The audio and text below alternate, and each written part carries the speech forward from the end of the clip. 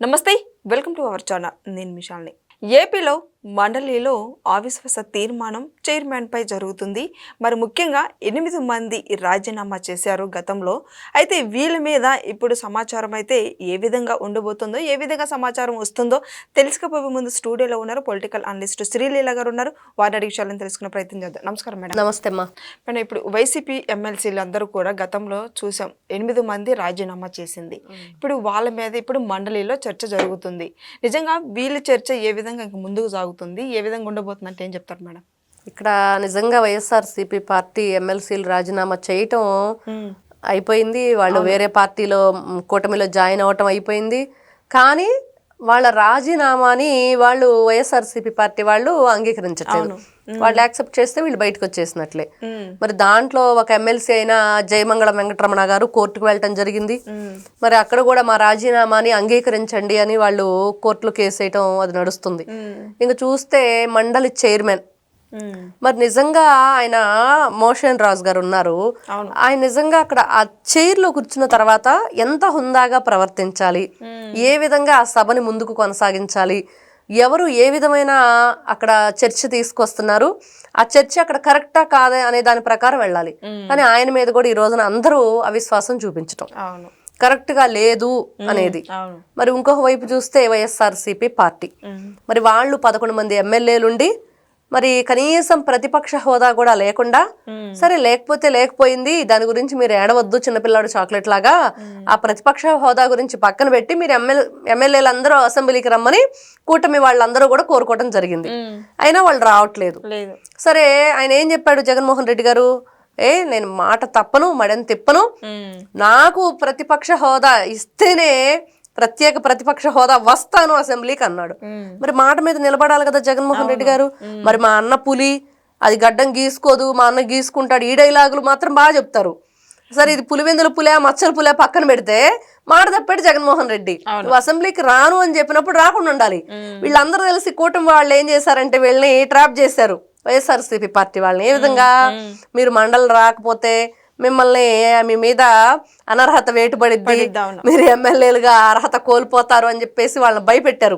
ఇప్పుడు పిల్లోడు స్కూల్కి వెళ్ళిపోతే ఏం చేస్తారు, ఒరే నువ్వు ఈ సంవత్సరం తప్పుతావురా, నీకు అటెండెన్స్ సరిగ్గా లేవు, మరి మార్క్స్ సరిగ్గా రావట్లేదు, మరి ఇంకొన్ని రోజులు గనక నువ్వు స్కూల్కి ఇలానే గైహాజరు అయితే గనక ఖచ్చితంగా యాబ్సెంటీస్ ఇలానే కొనసాగితే నువ్వు నెక్స్ట్ మళ్ళీ ఇదే క్లాస్ చదవాల్సి వస్తుంది.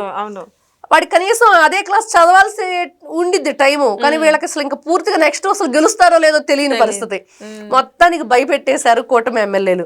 వీళ్ళు ఏం చేశారు, భయపడిపోయి అమ్మ బాబోయ్ ఇంకేం, జగన్మోహన్ రెడ్డి కూడా భయపడ్డాడు. ఇక్కడ ఆయనేమి ఇదేం కాదు, ప్రత్యేకమేం కాదు ఈ విషయంలో.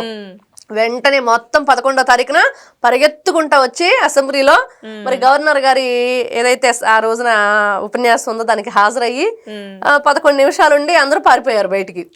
ఈ విధమైన ధోరణి, వీళ్ళ ఆలోచన విధానం, దేనికి కూడా కట్టుబడే మనస్తత్వం వీళ్ళకి లేదు.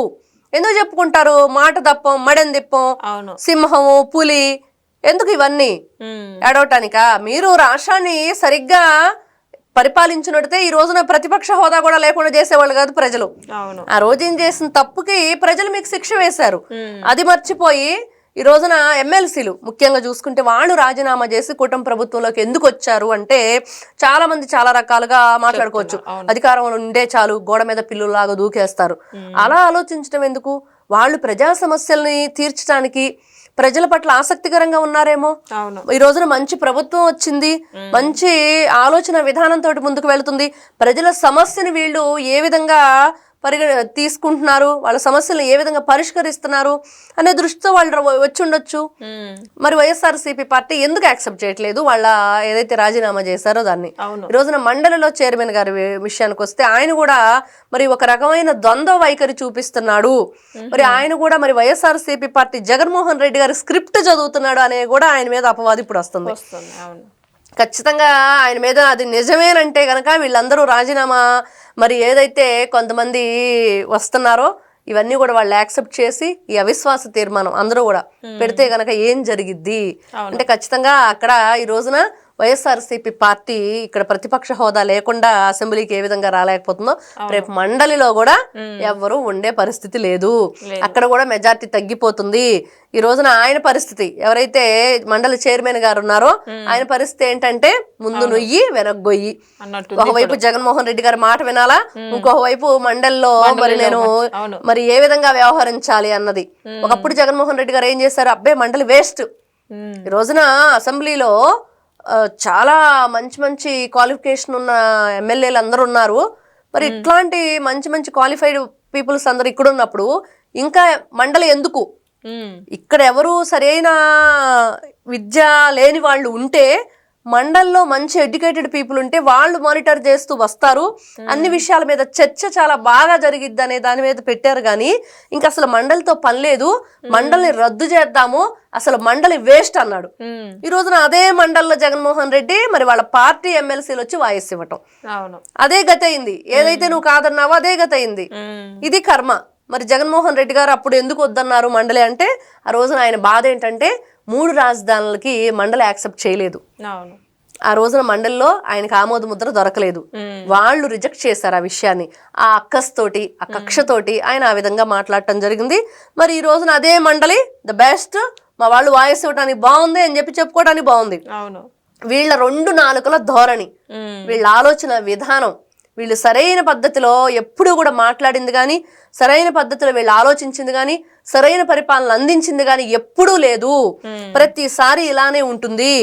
రోజున లడ్డు విషయానికి వద్దాం, లేకపోతే మీరు గతంలో ఏదైతే 2019 నుంచి 24 మధ్య మరి ఫీజు రియంబర్స్మెంట్ కానీ, మరి ఉద్యోగ కల్పన కానీ, కానిస్టేబుల్ నియామకాలు కానీ, ఇలా చెప్పుకుంటూ పోతే ఎన్నున్నాయి రాష్ట్రంలో. ఏం చేశారు? ఒక్కటన్నా చేశారా? ఏది చేయరా? మరి దాని మీద ఈ రోజున చర్చించండి. ఒకవైపు బడ్జెట్ సమావేశాలు జరుగుతుంటే మొన్న మరి వీళ్ళేమంటారు, అరే బిల్ గేట్స్ వచ్చాడు, ఏ హోటల్లో దిగాడు, మేము వెళ్తాం అక్కడికి అన్నట్లుగా. అక్కడికి వెళ్తాం మేము, ఆయన ఏ బాత్రూమ్కి వెళ్ళాడు, ఏ రూమ్ యూస్ చేశాడు, దానికి మరి ఎన్ని వేల రూపాయలు ఖర్చు అయింది, ఏ కాఫీ తాగాడు, ఏ టీ తాగాడు, ఏ బిస్కెట్లు ఇచ్చారు, ఈ 24 గంటల్లో ఆయనకు లెక్క చెప్పాలంట. అవసరమా? మీరు రాష్ట్ర ప్రజల గురించి నిజంగానే మాట్లాడే వాళ్ళైతే, నిజంగా మీరు నిజాయితీగా రాజకీయం చేసే వాళ్ళైతే ఇలాంటి చిన్న చిన్న చీప్స్గా పాలిటిక్స్ చేయరు. పొలిటికల్ లైఫ్ లోకి వాళ్ళ పర్సనల్ లైఫ్ ని ఇన్వాల్వ్ చేయరు, మహిళల్ని ఇన్వాల్వ్ చేయరు, పిల్లల్ని ఇన్వాల్వ్ చేయరు, ఫ్యామిలీ మెంబర్స్ ని తీసుకురారు, వాళ్ళ పర్సనల్ ఇష్యూస్ ని రైజ్ చేయరు, వాళ్ళ బాడీ షేమింగ్ చేస్తూ మాట్లాడరు, బాడీ పార్ట్స్ గురించి. ఎంత నీచంగా. ఇప్పుడు ఒక మనిషిని ఇంత దిగజారిపోయి మాట్లాడిన ఒక వైఎస్ఆర్సీపీ పార్టీని, ఇప్పుడు ఆ పార్టీని బలోపేతం క్షేత్ర స్థాయిలో చేసుకోవాలని ముందుకు అడుగులు వేస్తున్నాం అంటున్నారు. ఇది ఎంత వరకు బలోపేతం చేసుకుంటారు మేడం? ఇంకా క్షేత్రస్థాయి లేదు, ఏం లేదమ్మా. ఆ పార్టీ ఈ రోజున మునిగిపోయే నావ లాంటిది. రేపో మాపో మునిగిపోవటం ఖాయం. ఎందుకంటే ఎవరైనా సరే ఏదైనా ఒక మంచి చేస్తారు, రాబోయే రోజుల్లో దీనివల్ల మంచి జరుగుతుంది, మంచి ఆలోచనలతో ఉంది అంటే ఆ పార్టీ వైపు వెళ్తారు. కానీ ఈ విధంగా బాబాయిని వేసేయండి, ఎమ్మెల్సీ అనంతబాబు చూస్తేనేమో మరి డ్రైవర్ని చంపి డోర్ డెలివరీ ఇవ్వటం, మరి ఇంకొకరు చూస్తేనేమో మరి ఒకటి కాదు కదా వీళ్ళది చరిత్ర. మరి వీళ్ళ పిన్నెల్లి రామకృష్ణారెడ్డి బ్రదర్స్ వైఎస్ఆర్సీపీ పార్టీ పల్నాడు, మరి వాళ్ళు ఎంతమందిని చంపేశారు నడి రోడ్డు మీద, చంద్రయ్యని గొంతెలా కోసారు, ఎన్ని రకాల వీళ్ళు చేసిన రాక్షస కాండ ఉంది. మరి ఇవన్నీ కూడా ఇట్లాంటి పార్టీలోకి ఎవరు వస్తారు, ఏ విధంగా ఆ పార్టీలో ఉంటే మంచి జరిగిద్ది, ప్రభుత్వం మంచి జరిగిద్ది ప్రజలకని అనుకుంటారు. కాబట్టి వాళ్ళు క్షేత్ర స్థాయిలో ఎంత పోరాడినా కూడా వాళ్ళు పోరాడాల్సిన దేని గురించి అంటే ప్రజల గురించి నువ్వు పోరాడినప్పుడు. నీ కేసుల గురించో, ముందస్తు బెయిల్ గురించో, ఆ కొట్టేసిన డబ్బంతా ఏ విధంగా దాచుకోవటం గురించో మీరు క్షేత్రస్థాయిలో పోరాడుతున్నారు. కానీ పార్టీ కోసం వాళ్ళు క్షేత్రస్థాయిలో పోరాడట్లేదని మాత్రం తెలుస్తుంది. ఎందుకంటే వాళ్ళ ఆలోచన విధానం అంతా అటువైపే ఉంది. ఇప్పుడు ఎక్కడ చూసినా కూడా మద్యం కుంభకోణం, ఒకవైపు లడ్డూ కల్తీ, ఇంకొక వైపు చూస్తే వాళ్ళు రాష్ట్రంలో గతంలో చేసిన అవినీతి అంతా కూడా ఒక్కొక్కటిగా బయటకు వస్తున్న వైనం. ఎక్కడ చూసినా అవినీతి, ఎక్కడ చూసినా అవినీతి. పేదలకు ఇచ్చే ఇళ్ల పట్టాల దగ్గర అవినీతి, వాళ్ళకి ఇచ్చిన కట్టడాలు ఏవైతే ఇళ్లు కట్టించి ఇస్తాం సెంటు భూమి అని చెప్పేసి దాంట్లో భారతీయ సిమెంట్ కు దోచిపెట్టాడు జగన్మోహన్ రెడ్డి. మరి ఇన్ని అవినీతి పనులు పెట్టుకొని ఏ విధంగా క్షేత్రస్థాయిలో బలోపేతం చేస్తావు? ఇంక ఫైనల్ గా జగన్మోహన్ రెడ్డి గారు చేయవలసింది ఒకటే, బాబాయిని ఎలా చంపారని చెప్పటం, మరి ఎమ్మెల్సీ అనంతబాబు డోర్ డెలివరీ ఎలా ఇచ్చాడు అనేది ఒప్పుకోవటం, పిన్నెల్లి రామకృష్ణ బ్రదర్స్ ఏదైతే వాళ్ళ రక్తంతో హోళీ ఆడారో వాళ్ళ నియోజకవర్గంలో దాని గురించి చెప్పటం, ఇంకా ఈ వేల కోట్ల రూపాయలు, లక్షల కోట్ల రూపాయలు ఈ డెన్ ఎక్కడుందో చెప్పటం, ఇలాంటివన్నీ కూడా క్షేత్రస్థాయిలో మరి చెప్పడానికి రెడీ అయిపోతే మరి పూర్తిగా ఆ పార్టీ మరి ఆ రోజున ఏంటి పరిస్థితి అనేది అందరికీ అర్థమైపోయింది.